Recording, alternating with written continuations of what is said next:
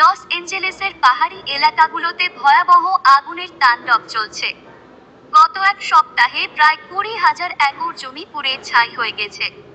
আগুনে 500টিরও বেশি বাড়ি ক্ষতিগ্রস্ত হয়েছে, আর প্রায় 50,000 মানুষ তাদের ঘরবাড়ি ছেড়ে আশ্রয়কেন্দ্রে চলে যেতে বাধ্য হয়েছেন।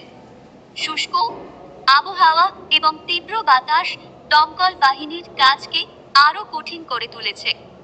একজন দমকল কর্মী বলেন, আমরা আগুন নেভাতে দিনরাত কাজ করছি, তবে পরিস্থিতি সম্পূর্ণ নিয়ন্ত্রণে আনতে এখনো সময় লাগবে। এখন পর্যন্ত ক্ষতির আর্থিক পরিমাণ $2 বিলিয়ন ছাড়িয়ে গেছে।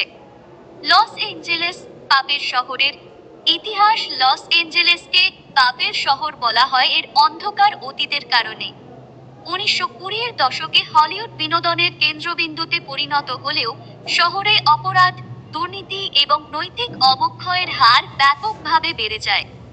একজন ইতিহাসবিদ বলেন, লস এঞ্জেলেস উচ্চাকাঙ্ক্ষা এবং নৈতিকতার সংঘাতের শহর। এখানে স্বপ্ন এবং বাস্তবতার সংঘাত বারবার ঘটেছে। বর্তমানে শহরটি একদিকে যেমন গ্ল্যামার এবং সুযোগের প্রতীক, অন্যদিকে এটি মাদক ব্যবসা, গ্যাং কালচার এবং সামাজিক বৈষম্যের জন্য পরিচিত। লস এঞ্জেলেসে শুষ্ক মৌসুমে এ ধরনের অগ্নিকাণ্ড দেখা যায়, তবে জলবায়ু পরিবর্তনের কারণে এই ঘটনা আরো ঘন ঘন এবং ভয়াবহ হচ্ছে। শুষ্ক আবহাওয়া, গাছপালার অনিয়মিত রক্ষণাবেক্ষণ এবং মানুষের অসতর্কতাই এই আগুনের মূল কারণ।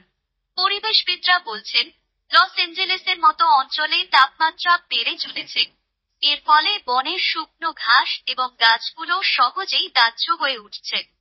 মানবিক বিপর্যয় এবং পুনর্গঠন। এই অগ্নিকাণ্ড শুধু প্রাকৃতিক বিপর্যয় নয়, এটি একটি মানবিক বিপর্যয়। আগুনে বাড়ি হারানো পরিবারগুলো এখন আশ্রয়কেন্দ্রে দিন কাটাচ্ছে। পুনর্গঠনের প্রক্রিয়া শুরু হলেও এই ক্ষতি পূরণ করতে অনেক সময় লাগবে। একজন ক্ষতিগ্রস্ত বাসিন্দা বলেন, আমাদের সবকিছু হারিয়ে গেছে।